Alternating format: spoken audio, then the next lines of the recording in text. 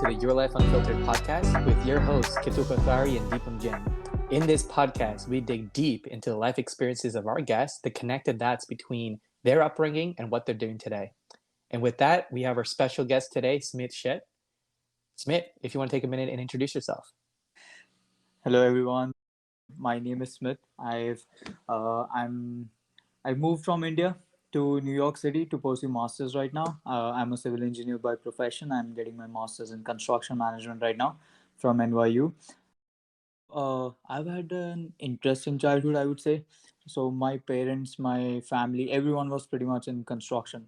So like growing up, all I saw was construction, and then that's how I got involved into construction. Like I straight out of my 10th grade. I don't know, it's different over here, but back in India, we used to go grade by grade. So after 10th grade, I got into civil engineering straight up, like as a diploma.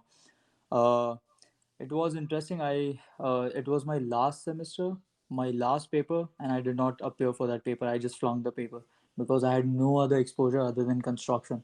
And that's when I like when you are 15 or 16, that's the phase you go through. Like you try to figure out what you want to do with life, stuff like that. So I flunked my exam. Of course, my parents were proud of that decision. Like, obviously not, but yeah. So no one was happy about it. Everyone thought, like, what am I doing? Because I was pretty good with my grades in school, but then things went south. So I experimented a lot. I've done sales and marketing for 6 months. I've had my own business starting at 17. When I was 17, I started my own business in construction, but like I was supplying materials. I also had a textile firm of mine where we used to do printing of t-shirts and stuff. Like we used to come up with cool ideas, and I had a designer who was partner with me. So like I did experimented a lot for 2 years, and after that I kind of came around the idea that I want to do civil engineering like as a profession, as a career, because during my business I got a chance to work on one of the biggest construction firms, which is L&T. uh, I started doing business with them, and then that's how I found out that this is something I would love to do long term. I pursued bachelor's from NMIMS, which was one of the, I would say, very fancy university in Mumbai. Yeah, I was not expecting to get into that university. It's one of the top ranked universities, and then that's how I got a chance to build my profile and everything to move to US. Yeah. That's awesome. That's awesome. So when you say construction in the family business, can you expand a little bit more on what kind of construction? Is it commercial or it's more like a retail So. or like Mhm. maybe Ketul can relate more to it than I can because he's much more familiar with real estate. But Yeah. just can you expand on it? My dad, so he moved from a really small town, so he had no exposure in this at all. So the way I have moved at 23, sorry, at 20, I moved at 25, but then he moved at 22, 23 from a really small town of Gujarat to Mumbai. He also tried multiple fields, and then he started supplying building materials to construction firms. So he started trading all these materials from to big construction firms, and then he used to use markets money to trade this, like credit line, use the credit line. And eventually he became successful in that, and then we started our own this thing, like a showroom. So we had a 3 floors showroom in Mumbai, and then we also started doing trades with like wholesale trading, retail and wholesale trading. That's how my father was involved in construction. Like we were building material suppliers, but then my uncle, he's a contractor. Like he's a general contractor. He does a lot of government jobs, private construction, and then industrial construction. One of the coolest project that I'm lucky that I got to witness was a oil refinery in Jamnagar. So doing like 60, 70 meters chimneys, and then doing cement plants for one of the big cement companies in India. So all those things were pretty interesting. So, but this is something that I saw during my break from civil engineering, and then that got me interested. Okay, now I need to move back. But everyone was pretty much into this. My uncles are builders, so they put a lot of money, buy land, and then do construction over there. So they're builders. So how, I don't know how it works over here in the US, but that's how this works in India. You buy a land, you are the you hire a subcontractor, they construct, and you are responsible to sell all the dwellings, and then you make money through that. So that's a builder. He's not expert in construction, but he's very good at real estate. He knows a lot about locations, like where to buy, what kind of market to buy in, and stuff like that. Yeah. That's awesome. Mm-hmm. Yeah, it looks like a lot of bootstrapping involved earlier, and then that's how you kind of progressed. Like, I mean, your family and you're following similar kind of shoes, right? You're also Mm-hmm. bootstrapping, trying to find your way through things. So what's been your biggest learning since you moved to the US so far in the last 10 months? I know it's just pretty recent, but any big takeaways for you? uh, you have to really put yourself into a social situation to have a social life. That's what I've realized. It's like back in India, you have so many friends, so many people who are willing to take out time of from their life to hang out, to like stay connected and stuff. I mean, New York especially, it's very goal oriented. Like, if you are useful to me in any regards, then I'm going to spare at least 20 minutes to talk to you. So that's what I mean. It's not this society's fault. I think the culture over here makes you that person.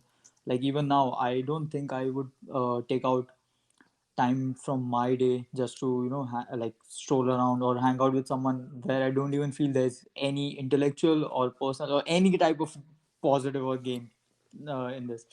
That was one of the biggest takeaway. And the other thing is, like, everyone hustles over here. Everyone's very down to earth, and it's a hustler mentality. No one wants to brag or show off unless and until they have like generations and generations of like wealth. Not just wealth, but it's like connections over here matter more than the money in your bank account.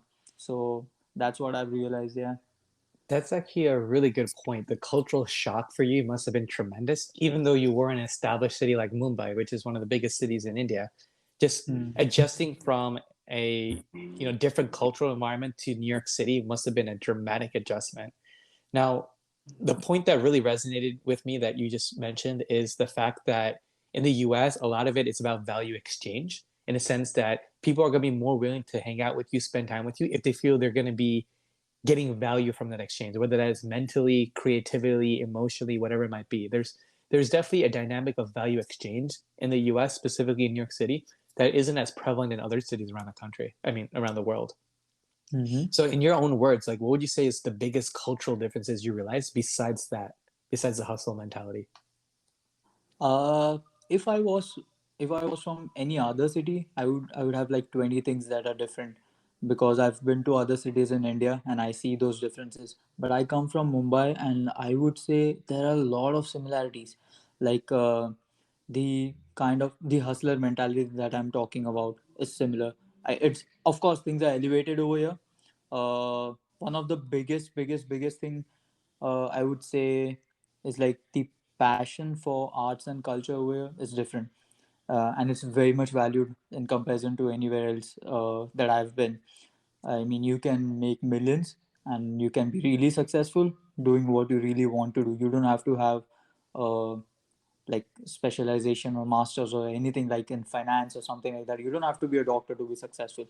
You can do what you really want to do, be really good at it, and then become successful over here. That's what I see. But it's that this is the same thing that I'm talking about, that the culture in India also promotes, like especially in Mumbai, also promotes this. Bollywood is big in Mumbai, really huge. There Yeah. are a lot of musicians, actors, actresses, artists, like painters. So those things exist in Mumbai, but not at the level I see in New York. But I would say, I mean, one of the things I was shocked to see was like the hookup culture. Yeah, I mean, I don't know if you want to talk about it, but it's like I've seen that stuff exist in Mumbai, like the clubbing. Nightlife in Mumbai is amazing. There are clubs that run till 4 a.m., 5 a.m. There are concerts, like big concerts. I've seen Martin Garrix perform. Chainsmokers have been to India. Marshmallow, like all these people. Mumbai has that culture over there, and one of the first conversations that we've had, like me and Ketul, we resonated so much about the culture, like about the boxing. Like boxing is big over here, NBA is big over here, Super Bowl is big over here, but people in Mumbai are aware about it. Like I'm a huge Golden State Warrior fan. I've watched Brady for a really long time, so it's like this cultural shift exists from for me from like moving from Mumbai to New York, but it still feels familiar and like home. It's just elevated reality. Yeah. That's awesome. And just so you know, Smit, we don't have filters here, so it's called Your Life Unfiltered for a reason. You can talk about whatever you want. Be as raw and like politically incorrect as you want. All right. If you want to know Just that, let me share a story with you. just don't take any names that might spark controversy. That's all You we know ask. what? That's That's what we pretty much it. want. We want more eyes. So We want I more eyes. I'm with Smit let on me this drop a one. couple of names. We want to be like the Paul brothers, like Jake Paul. Just the more notoriety, the better. The more Yo, attention you'll Okay, get. all right, I let's mean, go, let's go, let's go. dude, Jake Paul, you mentioned him. I recently saw his story. Jake and Logan both are on billboards for Madison Square Garden. Logan is fighting in WWE and Jake has his match on 6th of August. That is so fucking cool and interesting. And I've been following these guys for a really long time, so I saw the climb. I mean, they started from Vine and then from Vine to YouTube, YouTube to what all. Like, so that's an amazing journey. And I know Yeah. you guys are gonna do big too, though. I'll be like, I was the one who was part of the fifth podcast. Exactly. You were one of the single digit guests, top 10 Exact. guests. Yeah, yeah, You know the why? first ones. I remember Ketul asked me to be part of the podcast, and I was like, either I'm doing the first episode or the fifth or the 100th. I heard Gary Vee talk about this, and he's like, either it's the first, fifth, or 100. I'm like, you know what? That's correct. I'm gonna follow that. No other episode other than this. Yeah. So, Yeah, Deepam, just for your context, I was yeah. initially setting Smit up to be the fourth guest, the fourth episode for the fourth episode. And the first thing he told me is, give me the fifth or nothing. That's Yeah. funny. That's funny. And it's kind of confusing for me as well, Kedal, if you remember. I was asking you, hey, what's the order in which you're publishing this? Because we're definitely past our fifth recording. This is definitely not our fifth recording. We have done more. And he's like, hey, yeah, Smith is Phil. I was like, we haven't even recorded this guy. I was like, oh, Yeah. okay. Yeah, you're So I was a releasing little bit next week, confused by for the a way. second. Yeah, Mhm. Smit, you're releasing next week, by the way. So Oh, next week? we're recording right now for next week, but we already recorded for 4 weeks into the future, so it's way out of No, order. actually, he's gonna be releasing this Saturday You're or this Sunday. right. I forgot. We already released the fourth episode. Yeah, you're Yeah, releasing this yeah. week. Wow. I So mean, I hope I do justice. It's like, but this, I mean, it's okay. The audience will understand. Every podcaster either is like super tired or is like super hungover when they like that's the trend now. So yeah, if I'm kind of worn out today, then that means that I'm gonna deliver good. Yeah, that means you're successful. You're only a successful podcaster if you're always tired. But Exactly. actually, I think we have hit a gold mine because I don't know if you know this, Deepan, but Smith is extremely huge on podcasts of all kinds. So he's been following Impulsive for years. He's been following Flagrant, which is Andrew Schultz podcast. Yes. There's so many others he follows. I think this is hmm the topic we want to focus in on for this. Yo, Yeah, I for I sure, listen for to sure. Rogan. Yep.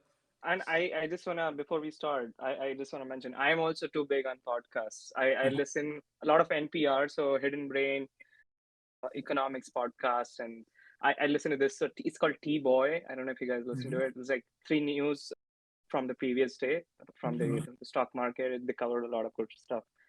Yeah, anyway, so I do a lot of podcasts as well. I've learned a lot. But Smith, why don't you share a few of your own that you I really mean, enjoy? I already see the personality difference between Deepam and me. He's listening to podcasts that are like important, relevant. I'm listening to all the cultural and like bullshit gossip podcasts. Yeah, I You and me listen. both, though. You and me both. I listen to both. I listen to some important ones, but a lot of the podcasts I listen to is straight up BS. I mean, the only one I would say is kind of informative or maybe misinformation that's what media is telling right now. But like Rogan, I love Rogan, but it's like 3 hour commitment when I listen to his podcast. But I'm big on Rogan. I think everybody who is in podcasting would have probably heard Rogan one or the other time because he's the biggest guy right now.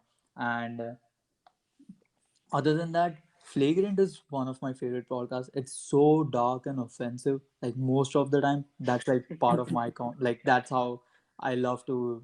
I mean, that's my genre of comedy. So Andrew Schultz, uh, he's the guy who recently released his special. He's the first guy who's doing pay per view, like stand up pay per view. He's the first guy. So all these other comedians, they were not slave, but like they were kind of, in that corporate espionage that they have to do things as per the streaming platforms, like as per Netflix or Hulu or whatever. He's one of the first guy who did not bow down to these people. He was pretty straightforward that these are the jokes that I want to say. A lot of Ted Bundy jokes. He does a lot of I mean, dark and offensive. He did jokes on abortion and stuff like that. So, but it's like it's coming from a pure stand-up point of view. He's not being offensive or anything, but people take offense. These big companies don't want to associate with these topics at all. They want to play safe, and he went like his own route. He made three times the money he was supposed to get through his deal, and did a pay-per-view which was so huge right now, and it's pretty successful. I think anyone who's listening right now, or everyone who's listening right now, should check out Andrew Schultz. Like, either you're gonna hate me or love me, or hate him or love him, but you will have an opinion about him. Yeah. That's actually so true. He's a very decisive personality type of person. But there was one story that I wanted to hone in on, and I know this because you've shared the story with me, but I think our listeners will obviously love this. So Smith actually met Andrew Schultz in person, if you want to share that story. Wow. Yeah. Yeah. Yeah. So you know what? I'm such a fanboy for this guy because his his personality is completely authentic and different. Like you won't see him in person as a different guy, and then on media as a different guy. I was near, like, I was on 4th Street, Manhattan, and we were just going for a party, my friend's birthday, and I was near the Comedy Cellar. I was just talking to my friend. I wish, like, what if I run into Andrew Schultz today? And then Schultz walks by, like, he passes by. My friend already has seen him couple of times, so he knew his jacket, like the yellow jacket that he like frequently wears, and he's like, "That's Schultz." I'm like, "This guy's fucking with me. There's no way." Like, I just mentioned Schultz, and there's no way this guy is walking around. Then I saw this guy, and he's so down to earth and so amazing. He told me, "Walk with me, buddy." That, like, these were his words. And then we walked for almost like 5 to 7 blocks, just talking about stuff.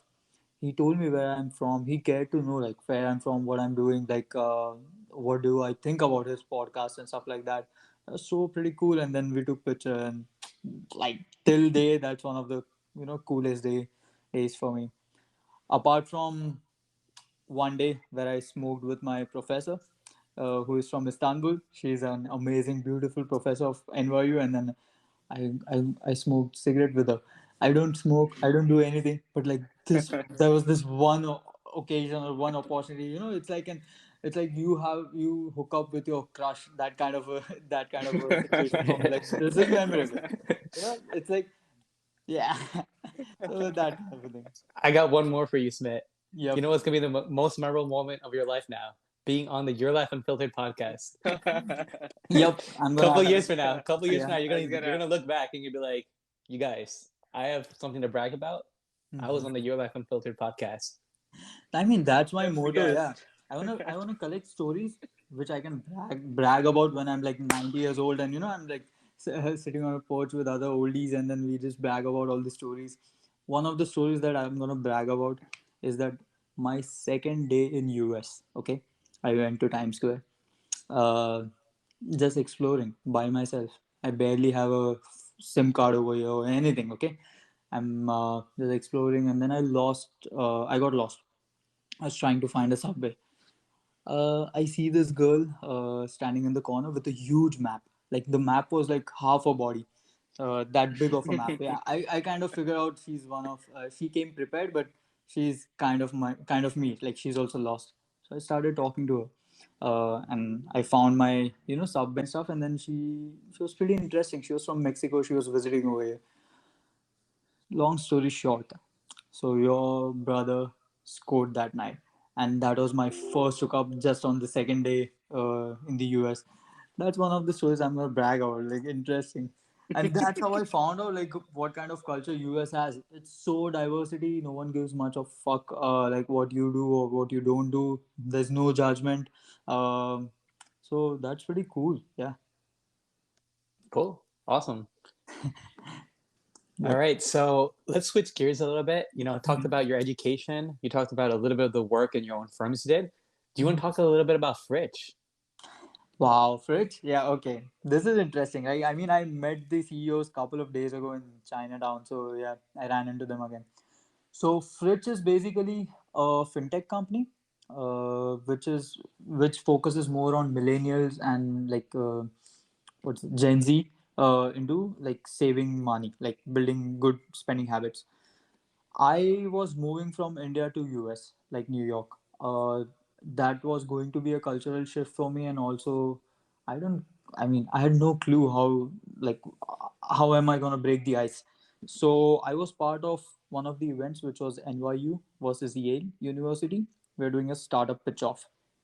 So all the startup companies, they come on board and then they give their pitch, and then they have like VCs and stuff who invest in this.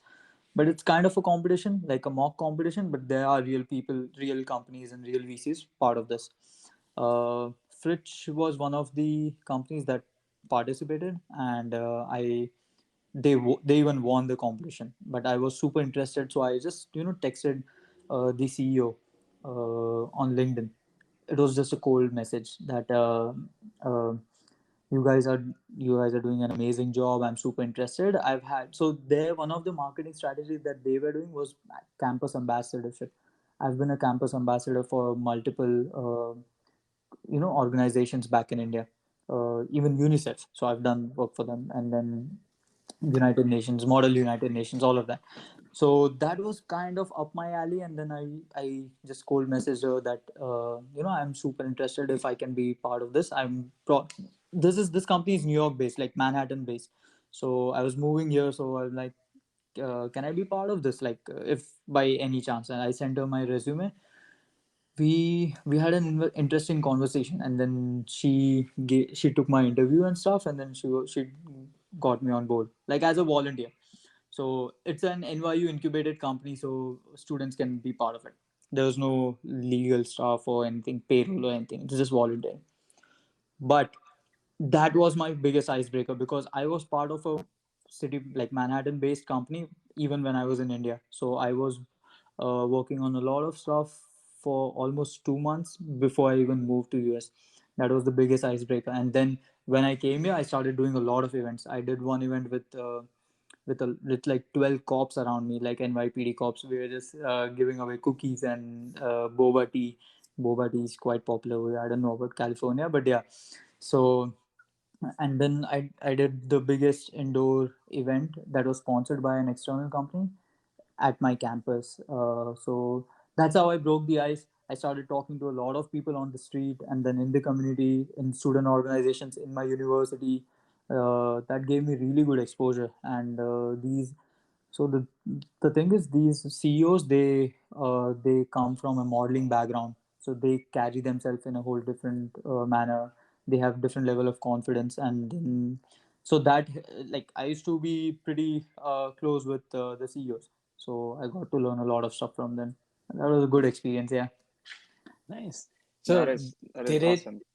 did it change your perception of how business is done in India versus the US? Yeah, that's very interesting. So I'll tell you this. I think business in US has like operates the way they were operating for a really long time. Very aggressive, very networking based. They raise a lot of capital, they strategize, and then they just execute. That was not the ecosystem back in India for years. But now with boom in tech, Bangalore is one of the cities. Bangalore, Hyderabad, these are one of the cities that you can see similar culture over there. Uh, you would see a lot of startups being supported, a lot of people coming up with ideas and working on it, like putting their 100%. So that kind of environment or ecosystem is kind of arising in India now, but it's been pretty existent over here. But I think Silicon Valley is spreading out, so it's not just California. or San Francisco now. I think a lot of companies are pretty active in New York.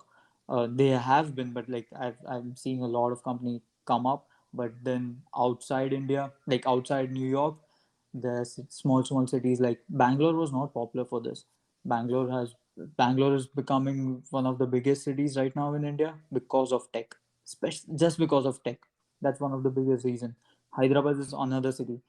Pune is also one of the cities that's becoming really a service oriented, like service sector oriented city. So there's a lot of growth happening in India right now, and I would say these models that are developed in Europe or US are being adopted, and then a lot of things are being done differently and even better, I would say. There's stuff in India, like in service industry, which is like way better than what is happening over here, I feel sometimes. So I think US can learn something from India too. Yeah, that's completely fair. Yeah. Yeah, and no, you're absolutely right, Smith. And I've been following this both the startup cultures in the US, not as much in the US, but more in India. Mhm. Again, it's my home country, so just curious to see what the developments are happening. And there's a clear evidence of a lot of VC money from Silicon Valley flowing in, and Mhm. not just in India. Actually, it's also going to South America and Europe and wherever there is a demand, right? So developing countries, even Africa. And because we haven't had like systems established before, like let's say the financial system that's much more established in the US, especially the payment system, Mhm. we had to build it from scratch. So one thing that has come up, it's called UPI. It's gotten Mhm. extremely popular. Like it's just the newest tech stack which is built on. And to your point, even US doesn't have something like this. UPI is like a United Payment Interface, right? Anybody can use UPI to make payments. Like it's we have something equivalent here. It's called Venmo, but again, it's not operated by government. Like UPI is government sponsored, and other countries are now adopting it as well, such as Mhm. Nepal and Singapore, and hopefully it will spread across. So totally agree with your point that there's a lot of innovation happening, and I think it's going both ways, not just one way, for UPI sure. is so big, like it's the smallest vendor and like the biggest, like from the smallest vendor to the biggest corporation, everyone uses it. You walk down any street from, like even in a small town, you would see people using UPI, like at panwalas. That's, I don't know if you understand what a panwala is, like, but a small store where people go and buy pan or cigarettes and stuff like that, even they would have a digital mode of payment. So that has been the biggest change, and I don't think payments are done in US the way it's done in India, and it's pretty successful, I would say. Right, of course. By the way, one of the biggest change that I saw was this in finance is like the culture of credit cards is so, US depends on credit cards. I had never owned a credit card ever in my life. I only use debit card, and then India has this culture of saving money, spending money, that you have it like the only time people use credit is when they are doing business. Other than that, in their personal life, I was not pretty aware about credit cards that much, and it's pretty common in India. Like you don't use credit card; it's frowned upon. Like it's not that popular, or maybe I was not used to that. Even after, like, even though being in Mumbai, I was not. None of my friends had credit cards. Everyone used to use debit Yeah. card. Yeah. I So, mean, I was just listening to like a story of a VC founder. He is building a new credit card stack in India, and he spoke about like who's his target audience. And obviously, there are a lot of people in India, but only like a tenth of them are are his target audience, right? Who are gonna get a credit card, with mostly salaried people and people hmm. who work at corporate jobs and things like that. So yeah, you're right. I mean, it's not as widespread as it is in the US, and for good reason as well. I mean, we haven't had that infrastructure in India, right? Now it's coming up now, but hopefully Hmm. it will change in the future. Of Yeah, I mean, the stronger the economy gets, things are going to change, I feel, because course. borrowing money is pretty expensive in India. Like the type of interest rates and things I'm seeing over here, it's pretty, like, it's so much difficult and different in India. Borrowing money is expensive. Yeah. So Yeah, people don't you're build that right. habit at all. You're right. It's been a very different situation for so many decades because for so many decades, basically since the 80s, the US has had a very low interest rate and low level of inflation. And so it's always been a borrowing economy for so many years. And the real benefit of that is that the more money that's borrowed, the more economic stimulation there is. And that's what's led the US to succeed in so many different areas because of easy access to money. I do believe that is going to change a little bit over the next couple of years because of how Mm-hmm. the inflation rate is rising. That it will at Mm-hmm. least slow down. I don't think it's ever going to completely stop, but the borrowing economy is going to slow down for at least a couple of years Mm, with the interest Absolutely. rates rising. Right, so we're going to switch from a consumer economy to a saver economy, similar to India. But India is very different because India has always had a very high inflation rate for as long as I've known it, at least the last 30 Mm-hmm. years. yeah, Um, it's had a really high level of inflation, and so whenever there's a high level of inflation, generally it means there's restricted access to money. It's not as easy to get money, and people are encouraged to save because they're getting a good return on their money, right? Even in a savings account in India for so many years, I remember the savings rate was like 8% or 9% for so many years. mm, Yeah, yeah, definitely much more than the inflation rate. And the savings rate on the bank account. So I 100% agree with that. And I yeah, we're mean, going to be seeing some. I was reading a New York Times article today that the Fed, obviously it's a tricky task for them to balance out the inflation, right? They don't want to make things go crazy, but they want to also balance it out. So they just want to increase it enough so that the borrowing still happens, but at a reduced pace than it is happening right now, I so mean, that the inflation can be controlled. it's not just borrowing. It's like the spending power of people and the attitude over here is very different. I don't blame people. I think the whole ecosystem is like that, and that changed me too. When I moved from India over here, spending every dollar, like I used to convert it, like how much it's gonna cost me in rupees. Like first couple of months, I was very particular about how I'm spending my money and where I'm spending my money. But eventually down the line, now I have an internship. I'm working for a good construction firm over here and doing a lot of stuff. So I'm getting like good enough pay. The thing is, the whole attitude changes with money over here, and it's not like that money gets over your head. The whole lifestyle thing is very different over here. You don't think the way I used to think about savings or spending my money back in India.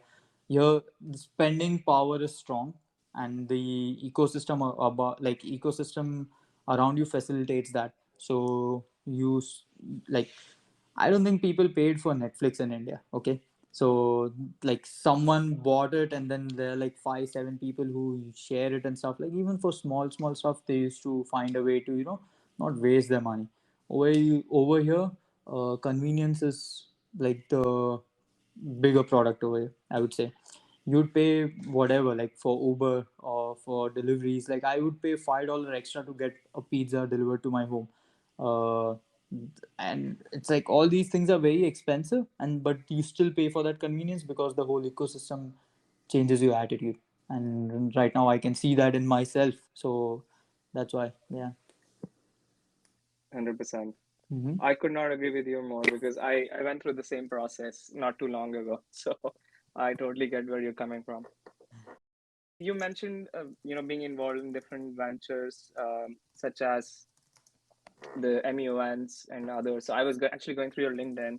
Mm-hmm. So what what are your motivations behind it? I know you've been involved in many things, such as you mentioned MEON already, but also Krishi Manthan, ESAL, these ventures back in India and now here as well. What's your motivation behind it? What drives you to pursue these opportunities? So at an early age, I understood that experimenting things gave me answers to my questions, right? And then it started with career, but then that's how I understood that when I started experimenting, I grew as a better person, and then I started finding answers to a lot of my questions. So this was one of the outlet for me. um I used to do a lot of miscellaneous stuff. Like I'll be part of student communities. So I was part of my sports club in the university. I was part of a cultural club, and then I used to do a lot of volunteering. I was a professor at an underprivileged this thing NGO. So we used to raise money and then teach those kids maths and science and all those subjects. So my motivation behind all of these were experience is something that's most valuable at an early age. So you start collecting these experiences and memories that can help you grow as a person and build your personality. So what is definition of a personality? Personality is something that's like all your experiences, your education, your lifestyle, whatever shaped you into something, and that's like a final product, and that keeps on improving and growing with time as go through life. So the more I can go through life with all these different experiences and like versatility, the better person I can become. Having a perspective or an opinion on something is very important than being ignorant. So I was like, that's the motivation, and that's why I started becoming part of a lot of stuff, and not just in India. Like I mean, Ketul mentions Fritz over here. I'm also part of my religious community over here, and so yeah, I try to do as much as possible. Yeah.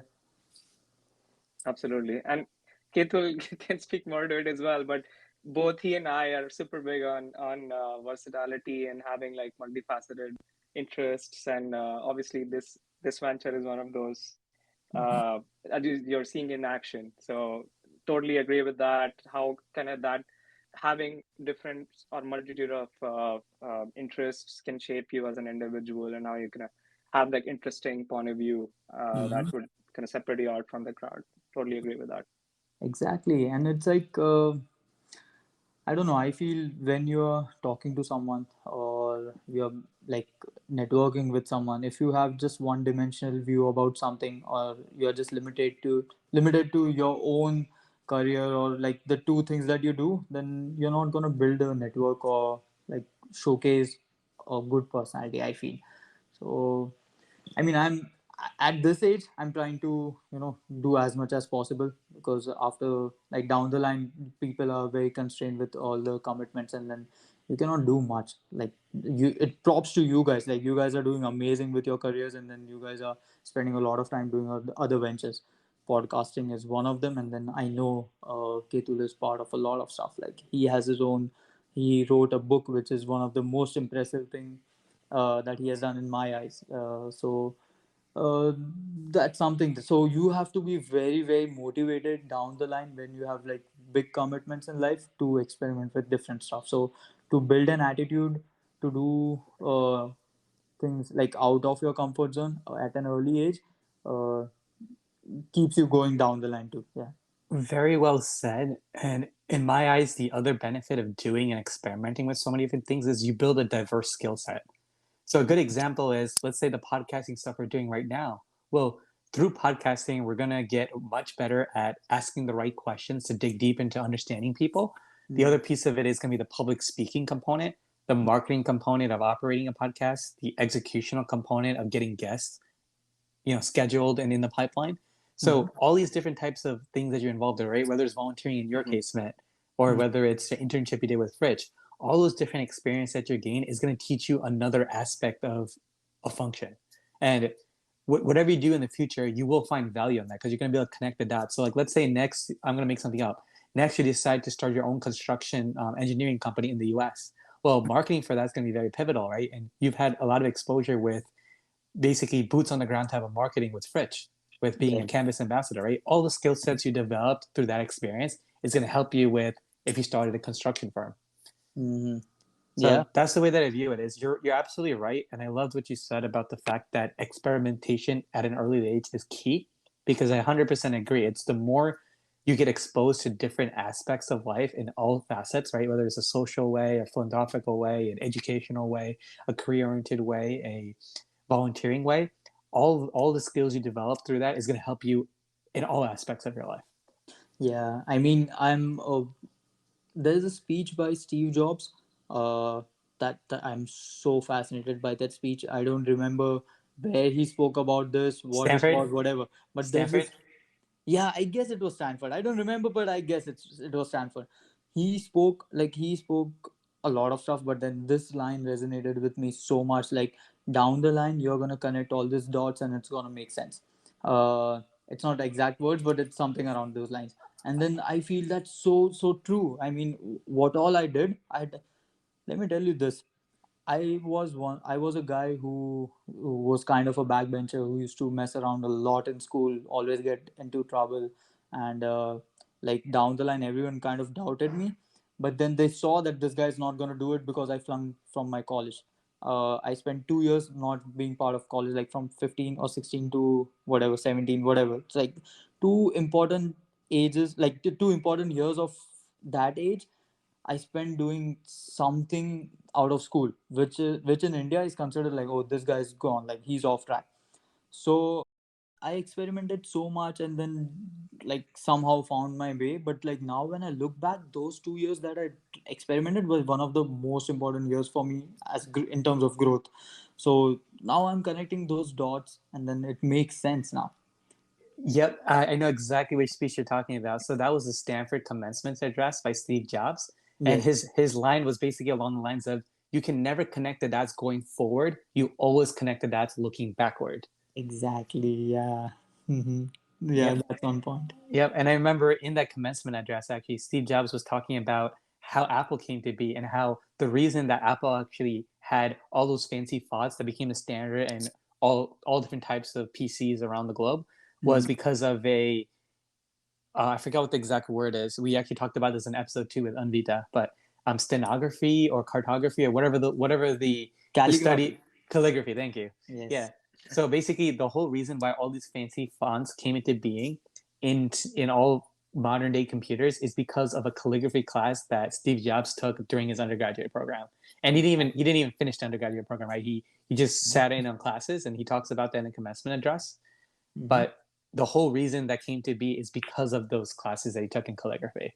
So you're absolutely right. It's you never realize how the dots are going to connect going forward. Sometimes you can have an idea, right? So in our first episode, Deepa and I talked about how some of the benefits that we foresee coming out of this podcast is building connections and then those connections possibly transferring into business relationships. So Mm-hmm. that's like one train of thought that we thought of, one way that those dots can be connected. But the reality is no one really knows how those dots are going to connect, right? We can have an idea, Mm-hmm. but how they will connect in the future could be completely different than how we expect it to be. And what Exactly. you're describing is exactly that, right? It's the 2 year gap that you experimented, so did so many things. You're seeing the benefit of that now. Mm. I mean, I did sales and marketing for 6 months. That was like the best possible time that I mean, best possible training for me. There's how else are you gonna be in a situation that you talk to a random stranger about anything like so that you know that phase gave me huge confidence in just walking up to someone or just talking to someone out of the blue without an agenda sometimes, because when you're cold calling you're not going to sell on a cold call. You're just trying to build a prospect, right? So that was one of the best experiences for me, because that gave me good skills in networking, I would say. So I was a diversity ambassador for one of the biggest conventions over here in New York for construction. So it's called New York Build Expo. There were around 4,000 people who showed up, and I was one of the diversity ambassadors. So I was on a small billboard and then on the website and stuff like that. So that was the biggest platform for me, because as a student, that was my placement cell. Like I'm going to talk to all these companies and get connections and stuff, and maybe get an internship. And just because I had some experience in communicating with people whom like I stopped being nervous. So it's kind of nerve wracking when when you're walking up to a director or a CEO of a company and you have an agenda to get like a small internship where he's handling like million and billion-dollar projects. So he's not going to be interested. So to build that interest, or maybe to sell yourself, uh, so that was an interesting training for me. And then I got my internship through that expo, so I got pretty lucky with that. Yeah. That's awesome. That's Yeah. Very cool. fascinating. I wanted to Sorry, ask go for it. one last question, Smith, before we go into the next segment of the podcast, which is going to be the rapid fire round, which Okay. Deepam will be conducting. Mm-hmm. So my last question is: you talked a lot a bit about all the stuff you've done so far and how you're able to connect those dots backwards. So the Mm. question I have for you is, what is next for you when you look out the next 5 to 10 years? Do you have an idea of what you want to do, or right now you're still in that process of exploring and finding out what you want to do? So I have an answer for this in two parts. Okay. Okay. Yeah, I kind of felt like this question was coming, and I tried to prepare myself for it, but I don't know. I'm gonna wing it right now. So this is what I've known so far, that I'm super interested in construction. That's for sure. I'm very passionate about construction, and then I have interest for real estate too. So I think down the line I'm going to do something in construction and real estate, maybe in conjunction or maybe separately as different verticals. But these are the two industries that I feel I'm going to be strongly part of. But yeah, that's what I feel. But then, like second part of the second answer or whatever. So uh, I used to I mean I still follow Grant Cardone a lot. Gary V, Grant Cardone, they are business tycoons in US. They've started like huge companies, and they're like, maybe the Grant has like $4 or $5 billion worth of real estate. He has his real estate company and stuff. These people did not have an answer what they're going to do, or did not like have a clarity on what the future was going to look like. But their future turned around at the age of 32, 35, around that line, so it was late. But if you like see their journey, they had a similar journey. Like they experimented a lot. They were part of a lot of stuff, like not even like Grant Cardone was a car salesman. He used to sell cars. That's nothing related to directly connected to real estate right now. But yeah, he owns a couple of companies. But it's the same thing for me. Like I'm trying to do as much as possible as I can do right now, and then try and connect this puzzle, like put pieces together, and then I don't even know what the picture is going to look like. Yeah, Okay. No, that's fair. Okay, but you still have a rough idea. It's you want to I do have a rough something. idea. I'm Yeah, being optimistic. Yeah, it's fine, You'll man. be able to connect the dots looking backwards. I'm Exactly. sure. You read my mind, Eva. I was just gonna say that. Drop some Steve Jobs wisdom into the conversation. yeah. I hope I Yeah, give a speech in Stanford. Yeah.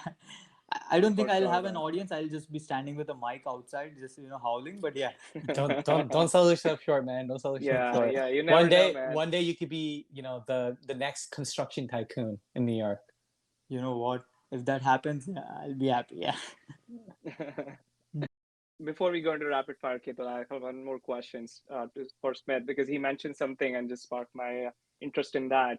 He said he got lucky when he like found the opportunity that he's working at right now as an internship. So, in your life journey, Smith, so far, like Mhm. obviously you've been whatever success you've had, how much of that do you attribute to luck, and how much do you attribute to hard work? Hmm. I would say you have to work hard to become lucky sometimes. Like you have to be prepared to become lucky. So if I did not have the experiences I would have had, even though the CEO of the company that I'm working for right now was standing next to me, I would have gotten the same opportunity, but I would have not been prepared. So I guess preparation makes you lucky. Like with preparation and with hard work, you can get more and more lucky, because all these small opportunities that you get, you can cash on it. Like yeah, that I mean, you can turn that opportunity into some kind of a reality if you are prepared for it. Hmm. I've had a lot of like I've dropped the ball a couple of times. It's not like I've had perfect journey. Uh, I've messed up a lot of times when I was doing business. Like I started my own business when I was 17, right? So I messed up a lot of deals, like a lot of good deals where I had no clue how to negotiate, or how to put my proposal together. I was very impatient a lot of times, so I've dropped the ball a couple of times. But the L&T deal that I'm talking about, it's one of the biggest construction companies. I had so many failed meetings and stuff, that when I had this one lined up, I was kind of prepared.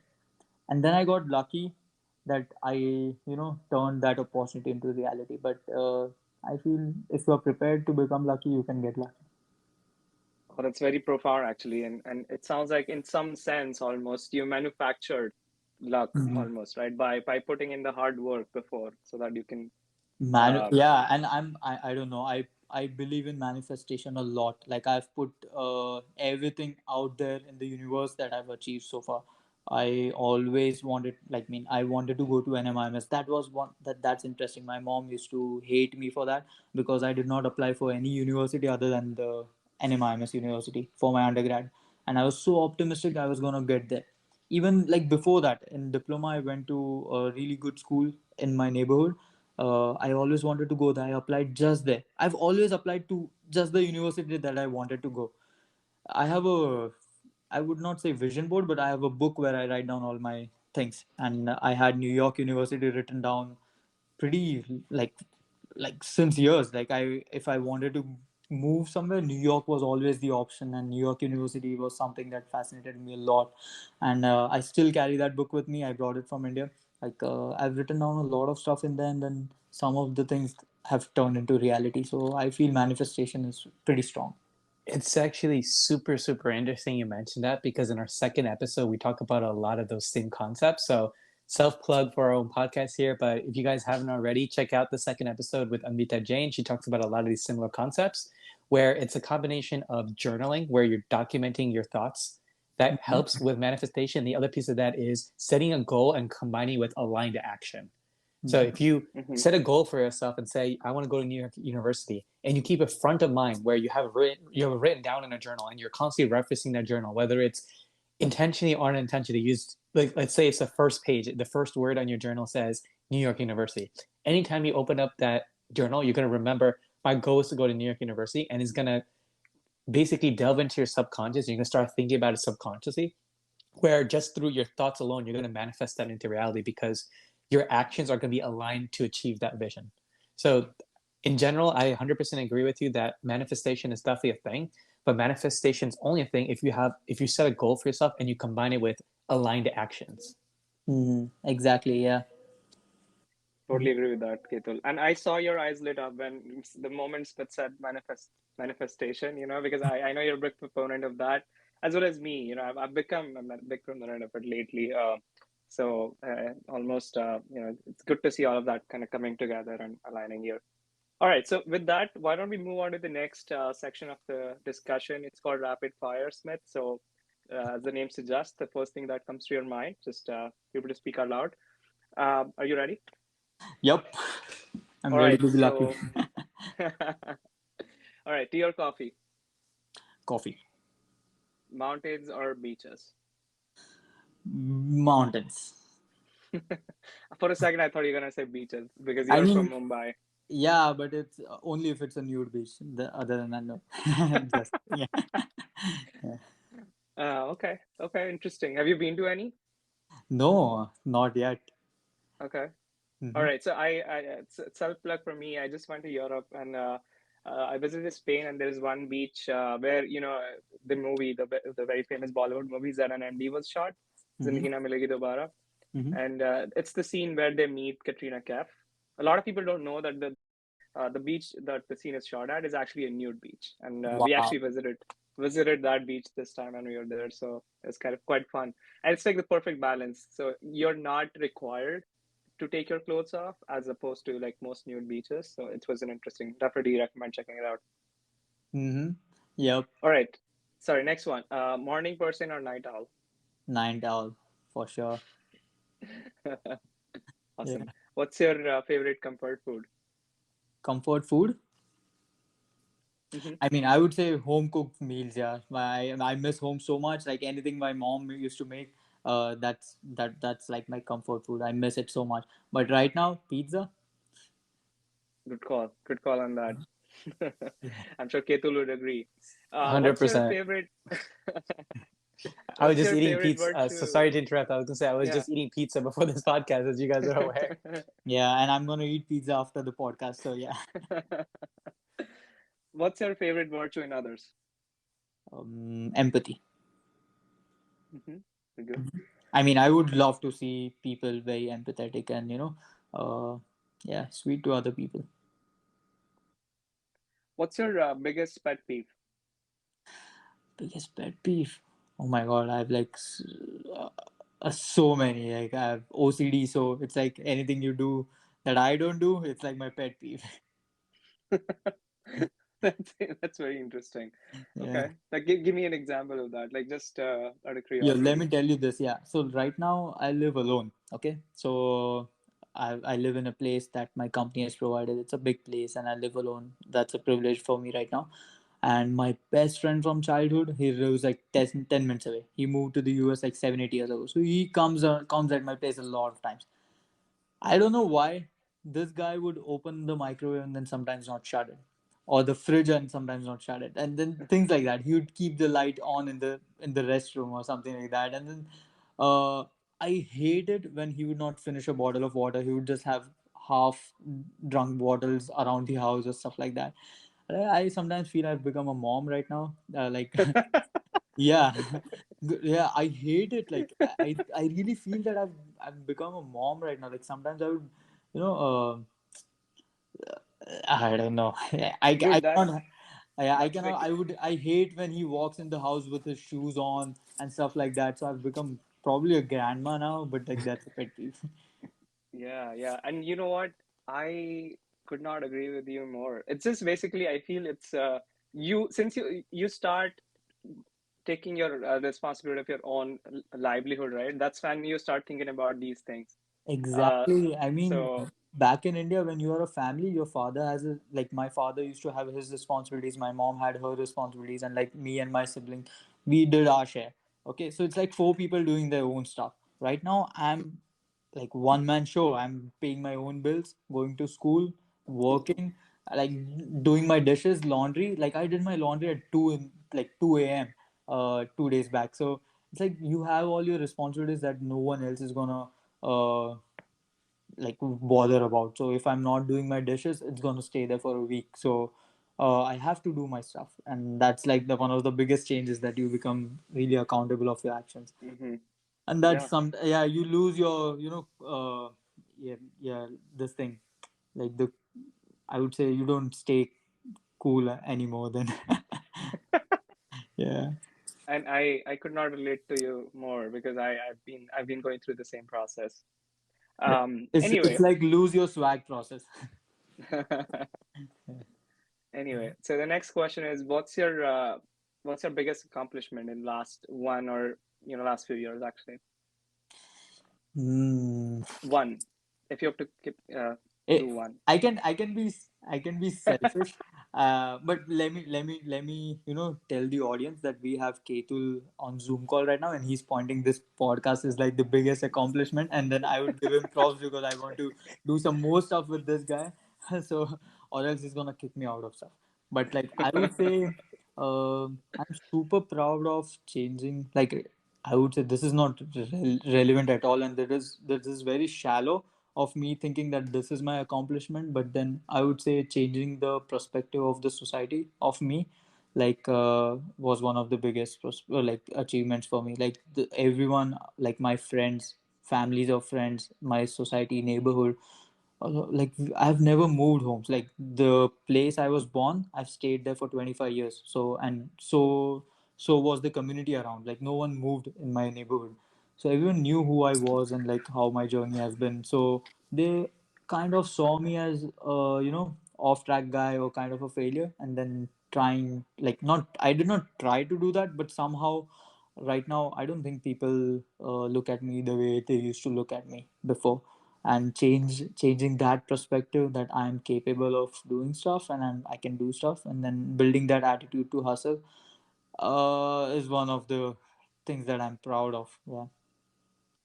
That's amazing, man. And I mean, it is irrelevant for people in the US, but it's like society's impression of you is very, like, it's a big deal for you in India. Yeah. yeah, social capital is what we call here. But Yes, yeah, exactly. totally agree with that. Okay, last question in the series. Mm-hmm. What is something that people underestimate you for? That I can get the job done. I mean, not just people. I put out that. I mean, I put out that I would give all my red flags so that they can have confidence in me, and then I will get the job done. Under promise, over deliver. Love it. Yeah, I was Yeah. gonna Under say, promise, over deliver. That's actually a recipe for success. You always under promise, over deliver. Even in business, when it comes to construction budgets, you Mm-hmm. want to under promise, so give them a, say it's going to cost a lot more and then come in under budget. strategy to retain clients and win more deals. Yeah, I hope Consulting that works works. the same way. That's where I work right now. So totally agree. Yes. Okay. Ketu, Good. do you have any other questions? If not, I can jump on to the last one here before we close. I have no other questions, but I did want to plug the podcast one more time. If you guys are not already connected to Your Life Unfiltered on Instagram, please do so. It'll be a great way for you to be privy to all of the upcoming episodes. Again, we also want to give a shout out to our guest today, Smit Sheth. His handle is at Smits Sheth, I believe. Is that correct? Or Smit Yeah. Sheth 22? What is it? Smit 22. Yeah. Yep. So SMITSHETH 22. Yep. awesome. Yep. So be sure to give our guest a follow if you love this conversation today. Last question before we close the discussion today. Do you have any recommendations for our listeners? A recommendation could be anything you're reading lately or watching in a movie, TV series, or something. I don't know why I'm very much of a this thing Modern Family guy right now. Uh, that's so cliche. There's nothing that emotional in Modern Family, but sometimes I would just tear up looking at like watching some of the scenes and stuff, and I don't like emotional stuff. I there's no like they'll be making a joke or like it's gonna be it will be funny, but I'll tear up or I'll laugh like anything. I love Modern Family. Other than that, if you guys want to watch something super interesting, watch the Andrew Schultz uh, special. It's just $15. That's amazing. Like that's one of the experiences you should do. Or else watch the Jake Paul fight. That's $6. Yeah. Or else nothing. If not any of these things, watch all the other episodes of this podcast. Yeah. So I'm sure it's Smit, pretty interesting. so Smit, you've actually met Andrew Schultz in person. Do you think you can get him into our podcast over here? Because that would be amazing if we get Andrew Wow. Schultz onto a podcast. You know what? He remembers me. Of course, he remembers me because I was speaking a lot of like dumb shit in front of him. We're talking about transgender people and stuff like that. So I don't think he would forget me. Yeah. Awesome. I'm just kidding. He does not remember me. Okay. Yeah. Hey, you'd be surprised. Some famous people can remember a lot of people. You'd be surprised. Mm-hmm. Yeah. Yep. Let's The see. question is, how Or memorable were you? That's what it comes down to. How memorable were you? Because I can tell you, you can be very memorable with the right words you use and your appearance. You can become very memorable in people's eyes. So you never know. Andrew Schultz may very well remember you, and one day he may be in your podcast, the podcast you're gonna launch. So you never know. Yeah, I'll start manifesting that. Yeah. Let me put that Exactly. on my diary. Exactly. You want to add it to your journal. Add it to your Add it to my journal. Make it journal. happen. I hope people enjoyed this podcast. I don't know. I mean, this is something that I did out of my comfort zone too. Like, I don't think I had any position to be on this podcast. Like, all the people you have had are pretty successful people and who have had, who have marked, who have had their milestones in life and then they are here. I'm still like on my journey and stuff, but this was something that I'm so glad you guys gave me the opportunity to be part of this. Yeah. no, absolutely. We Let's had see. a I come for another episode, like for the 100th episode. Yeah. For sure. No, we love to have you have share your journey with us and share all the amazing things that you've been a part of and you're still continuing to be a part of and giving us some inspiration to our listeners as well as to us. So really appreciate you having sparing your time with us. Thank you so much. All right. On that note, I think we can wrap up. So again, as Ketul said, please check out our Instagram as well as our Spotify link, and we hope to see you on the next one. Thank you, everyone. Thank you, everyone. Take care.